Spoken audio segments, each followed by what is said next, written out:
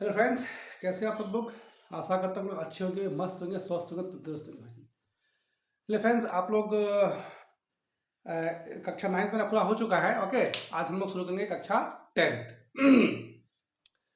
कक्षा 10 geography NCERT SCERT based है। Class काफ़ी महत्वपूर्ण है, काफ़ी इंपॉर्टेंट है। आप देख सकते हैं इसको अच्छे से, ठीक है, क्योंकि पूरा मेरा कंटेंट जो है पूरा एनसीईआरटी एससीईआरटी बेस्ड ही होता है। एक भी क्वेश्चन से बाहर मैं लिखता हूँ, ठीक है।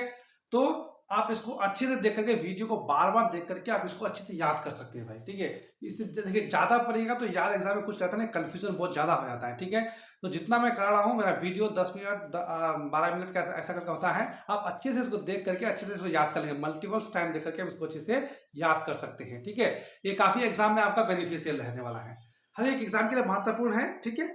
और ये एनसीईआरटी एससीईआरटी है तो हर एग्जाम के लिए महत्वपूर्ण है, खासकर बीपीएससी तैयारी 4 वालों के लिए, ठीक है, वो काफी महत्वपूर्ण हो जाता है। और कोई भी सीटेट का तैयारी करे, एसटेट का तैयारी करे, उसके लिए भी इंपॉर्टेंट होता है। अब कोई दोस्त पूछता है कि भाई ये स्टेट के लिए है, सीटेट के लिए है। भाई देखिए, एनसीईआरटी से क्वेश्चन हर जगह पूछा जाता है, चाहे वो सीटेट हो, एसटेट हो, बीपीएससी तैयारी 4 हो, या फिर यूपीएससी हो, बीपीएससी हो, सब जगह पूछा जाता है भाई एनसीईआरटी से, ठीक है। इसी को बेस बना करके क्वेश्चन बनाया जाता है। तो निश्चित रहे, हर एक एग्जाम के लिए बेनिफिशियल है और सबके लिए आपका इंपॉर्टेंट होने वाला है, ठीक है। चलिए फ्रेंड्स, शुरू करते हैं वीडियो को। और आप लोगों से हम्बल रिक्वेस्ट है कि प्लीज चैनल को लाइक शेयर कर देंगे और सब्सक्राइब कर देंगे दोस्त, ठीक है। आप लोग सब्सक्राइब नहीं करते, मजा नहीं आता है। प्लीज आप लोगों से हाथ जोड़ करके विनती करता हूं कि आप लोग प्लीज चैनल को लाइक शेयर और सब्सक्राइब कर देंगे और अपने दोस्तों को शेयर कर देंगे दबा करके, ठीक है, ताकि मैं भी आप सबका मतलब सेवा कर सकूं पूरे दिल से, ठीक है। प्लीज प्लीज प्लीज आपसे रिक्वेस्ट है कि चैनल को लाइक शेयर और सब्सक्राइब कर देंगे, ठीक है, ताकि मैं कोई भी अगर वीडियो बनाऊं तो इसका नोटिफिकेशन आज तक इसका पहुंच जाए और अच्छे से आपका एक क्लास आप अच्छे से क्लास को देख सकते हैं, क्लास को कर सकते हैं। ओके, चलिए फ्रेंड्स, वीडियो को शुरू करते हैं। देखिए फ्रेंड्स, अच्छा क्वेश्चन काफी इंपॉर्टेंट क्वेश्चन है, ठीक है। पहला क्वेश्चन है, काली मिट्टी का दूसरा नाम क्या है। काली मिट्टी का दूसरा नाम क्या है, काली मिट्टी को आप किस नाम से जानते हैं, ठीक है। एक तो काली मिट्टी है, क्या उस मिट्टी को चिकनी मिट्टी बोलते हैं, क्या रेगुर मिट्टी बोलते हैं, या बुलवाई मिट्टी बोलते हैं। तो आप सबको पता होगा कि काली मिट्टी का दूसरा नाम रेगुर मिट्टी है। ऑप्शन नंबर बी इसका करेक्ट हो जाएगा। काली मिट्टी का दूसरा नाम क्या हो जाएगा भाई, रेगुर मिट्टी। रेगुर मिट्टी, काली मिट्टी का दूसरा नाम क्या हो जाएगा, रेगुर मृदा। रेगुर मृदा को या तो रेगुर मृदा बोलो या काली मिट्टी बोलो। कभी भी एग्जाम में पूछे काली मिट्टी का दूसरा नाम क्या है, तो कौन सा बोलोगा, रेगुर मृदा। क्या हो जाएगा, रेगुर मृदा काली मिट्टी का दूसरा नाम है, ठीक है। क्वेश्चन नंबर 2 में क्या है, किसने कहा था संसाधन होते नहीं बनते हैं। ये किसका कथन है कि संसाधन होते नहीं संसाधन बनते हैं, ठीक है। तो किसने कहा था भाई, जिमरमैन ने कहा था, क्या हॉफमिंगर ने कहा था, या आर्थर ने कहा था, या फिशर ने कहा था। तो किसने कहा था, ऑप्शन नंबर 1 करेक्ट हो जाएगा कि इसने कहा था कि संसाधन होते नहीं संसाधन क्या होते हैं, बनते हैं। किसने कहा था, जिमरमैन ने कहा था। किसने कहा था, जिमरमैन ने कहा था, ठीक है, संसाधन के बारे में। उसके बाद क्वेश्चन नंबर 3 में क्या है, उत्पत्ति के आधार पर, हाँ, उत्पत्ति के आधार पर संसाधन कितने प्रकार के होते हैं। किसके आधार पर भाई, उत्पत्ति के आधार पर संसाधन कितने प्रकार के होते हैं। एक प्रकार होता है, 3 होता है, 2 होता है, या फिर 5 होता है। तो अच्छे से इसको दिमाग में बैठा कि उत्पत्ति के आधार पर संसाधन के 2 प्रकार होते हैं। ऑप्शन नंबर बी इसका करेक्ट हो जाएगा कि उत्पत्ति के आधार पर संसाधन के 2 प्रकार होते हैं, जैविक अजैविक, ठीक है। कितने प्रकार होते हैं, 2 प्रकार होते हैं। उत्पत्ति के आधार पर संसाधन के 2 प्रकार होते हैं। ओके, क्वेश्चन नंबर 4 में क्या है, उपयोगिता के आधार पर संसाधन कितने प्रकार होते हैं। ये तो मैंने उत्पत्ति के आधार पर देखा, फिर उपयोगिता के आधार पर संसाधन के कितने प्रकार होते हैं। तो उपयोगिता के आधार पर भी संसाधन के 2 ही प्रकार होते हैं। ऑप्शन नंबर डी इसका करेक्ट हो जाएगा कि उपयोगिता के आधार पर संसाधन के 2 प्रकार होते हैं।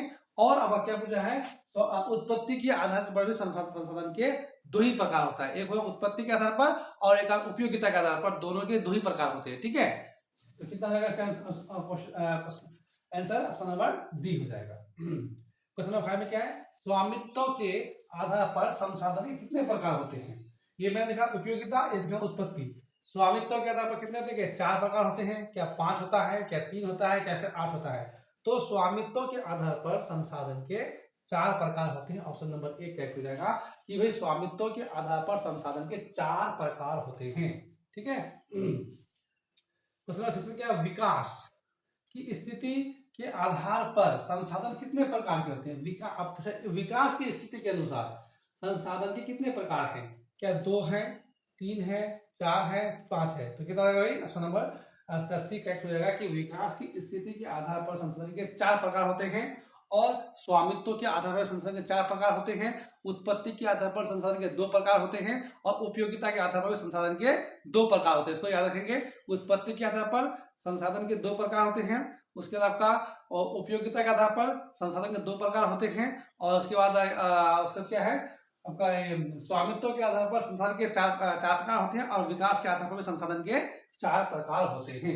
इसको अच्छे से याद कर लीजिए। ओके, चलिए क्वेश्चन नंबर 7 में क्या है? सौर ऊर्जा किस प्रकार का संसाधन है? सौर ऊर्जा किस प्रकार का संसाधन है? क्या अनवीकरणीय है या नवीकरणीय है या फिर ए और बी दोनों है? तो आप सबको पता होगा कि सौर ऊर्जा एक नवीकरणीय संसाधन है। कैसा है भाई?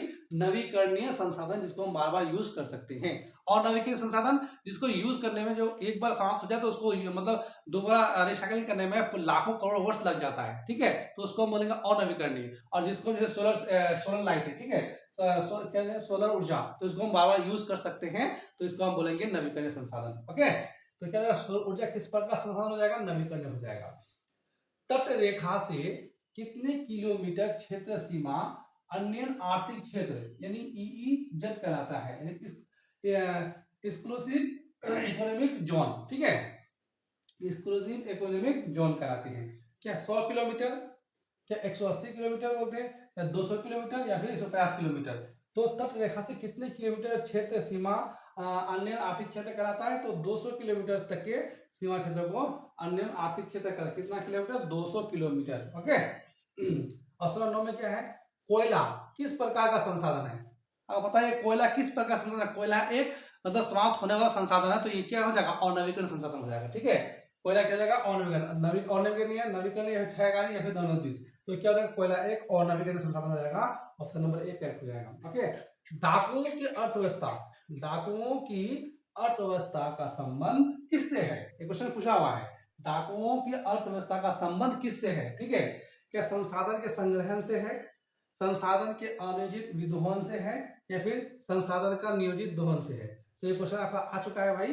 तो डाकुओं के अर्थव्यवस्था का संबंध जो है संसाधन का अनियोजित विदोहन से है, ठीक है, संसाधन संग्रहण से नहीं है, संसाधनों का अनियोजित विदोहन से है। डाकुओं का अर्थव्यवस्था का संबंध किस प्रकार का है भाई? संसाधन का अनियोजित विदोहन से। ओके, ऑप्शन नंबर इसका बी करेक्ट हो जाएगा। क्वेश्चन नंबर 11 में प्रथम पृथ्वी सम्मेलन कब और कहां हुआ था? प्रथम पृथ्वी सम्मेलन कब और कहां हुआ था? ठीक है, 1992 में रियो ब्राजील में हुआ था, या 1993 अफ्रीका में हुआ था, या फिर 1997 न्यूयॉर्क में हुआ था? तो प्रथम पृथ्वी सम्मेलन हुआ था 1992 में हुआ था। रियो डी जेनेरो एक शहर का नाम है जो ब्राजील के अंदर पड़ता है, वहीं पे हुआ था प्रथम पृथ्वी सम्मेलन। कब? 1992। देखो याद रखेंगे, 1992 में प्रथम पृथ्वी सम्मेलन ब्राजील के रियो डी जेनेरो शहर में हुआ था। कहां पे हुआ था? ब्राजील के रियो डी जेनेरो शहर में 1992 में प्रथम पृथ्वी सम्मेलन हुआ था। ओके, दूसरा क्वेश्चन 12 में क्या है? द्वितीय पृथ्वी सम्मेलन कब और कहां हुआ था? ये तो प्रथम था, तो द्वितीय कहां था? 1992 में रियो ब्राजील में हुआ था, या 1997 न्यूयॉर्क में हुआ था, या 1993 अफ्रीका में हुआ था? तो भाई द्वितीय पृथ्वी सम्मेलन जो है 1997 में न्यूयॉर्क में हुआ था। द्वितीय पृथ्वी सम्मेलन कहां हुआ था भाई? 1997 न्यूयॉर्क में द्वितीय पृथ्वी सम्मेलन हुआ था। पहला हुआ था 1992 में रियो डी जेनेरो शहर का नाम है जो ब्राजील के अंदर पड़ता है, ठीक है, और दूसरा हुआ था 1997 में न्यूयॉर्क के अंदर हुआ था, ठीक है। और उसके बाद क्या है? तृतीय पृथ्वी सम्मेलन कब और कहां हुआ था? तो तृतीय कहां हुआ था? 2002 जोहान्सबर्ग में हुआ था, क्या 2003 नीदरलैंड में हुआ था, क्या 2001 स्विट्जरलैंड में हुआ था, या 2004 एम्स्टर्डम में हुआ था? तो आप उसको बताना चाहिए तृतीय पृथ्वी सम्मेलन जो है 2002 जोहान्सबर्ग में हुआ था।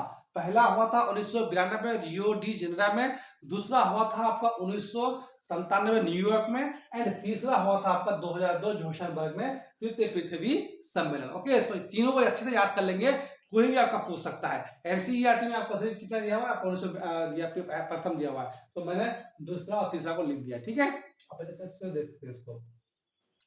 उसके बाद क्या है? क्योटो सम्मेलन का मुख्य उद्देश्य क्या है? क्योटो सम्मेलन का मुख्य उद्देश्य क्या था? क्या ओजोन क्षय था, या ग्लोबल वार्मिंग से था या फिर जनसंख्या से था? तो क्योटो सम्मेलन का मुख्य उद्देश्य जो है ग्लोबल वार्मिंग से था। ऑप्शन नंबर 20 का करेक्ट हो जाएगा। इसी पर डिस्कस करने के लिए एक सम्मेलन हुआ था जिसको हम कहते हैं क्योटो सम्मेलन। ठीक है, कहाँ पे किसके लिए होता है, किसके मुख्य उद्देश्य था? तो ग्लोबल वार्मिंग से संबंधित था। ठीक है, ग्लोबल वार्मिंग जो बढ़ रहा है इसके इसी पर डिस्कस करने के लिए क्योटो सम्मेलन हुआ था। ओके, तो ऑप्शन नंबर 20 का करेक्ट हो जाएगा। ग्लोबल वार्मिंग का घटक कौन सी नहीं है? कौन से घटक के कारण, कौन सा कारक है जिसके कारण ग्लोबल वार्मिंग नहीं होता है? ठीक है, तो क्या नाइट्रोजन, मीथेन, कार्बन डाइऑक्साइड या फिर हाइड्रोफ्लोरोकार्बन? तो कौन होगा भाई? ऑप्शन नंबर ए करेक्ट हो जाएगा कि नाइट्रोजन जो है ग्लोबल वार्मिंग के कारण नहीं है। यानी नाइट्रोजन के कारण ग्लोबल वार्मिंग नहीं होता है, ये इसका घटक नहीं है। कौन? नाइट्रोजन। ओके, याद कर सकते हो इसको कि नाइट्रोजन ग्लोबल वार्मिंग का घटक नहीं है।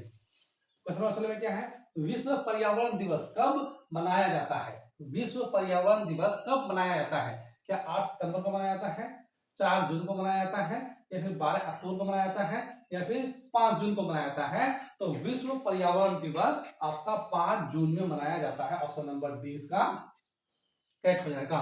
विश्व पर्यावरण दिवस कब मनाया जाता है भाई? 5 जून को मनाया जाता है। कब मनाया जाता है? 5 जून को विश्व पर्यावरण दिवस मनाया जाता है। क्वेश्चन नंबर 17 में क्या है? काफी इंपॉर्टेंट है क्वेश्चन 17। हमारे पास पेट भरने के लिए बहुत कुछ है, स्टेटमेंट है भाई। ठीक है, कि हमारे पास पेट भरने के लिए बहुत कुछ है लेकिन पेटी भरने के लिए नहीं।